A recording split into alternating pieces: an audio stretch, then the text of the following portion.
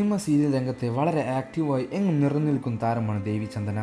എന്നാൽ ഓണക്കാലത്തൊന്നും എവിടെയും ദേവിചന്ദനെ നമുക്ക് കണ്ടില്ലായിരുന്നു.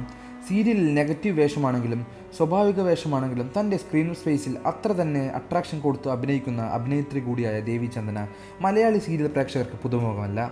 വർഷങ്ങളായി പ്രേക്ഷകർ സുപരിചിതരായവർ ഈ അടുത്തെങ്ങും പ്രത്യക്ഷപ്പെടാതിരുന്നത് പ്രത്യേക കാരണമൊന്നുമില്ലെന്ന് നമ്മൾ കരുതിയെങ്കിലും ദേവിചന്ദനയുടെ ആരോഗ്യസ്ഥിതിയെക്കുറിച്ചാണ് ആശങ്കയുളവാക്കുന്ന വാർത്ത പുറത്തു വന്നിരിക്കുന്നത്. ഒരു മാസക്കാലം ആശുപത്രിയിലായിരുന്ന ദേവിചന്ദന ഹെപ്പറ്റൈറ്റിസ് എ പിടിപെട്ട് ICUവിലായിരുന്നു എന്നാണ് അറിയാൻ കഴിഞ്ഞത്.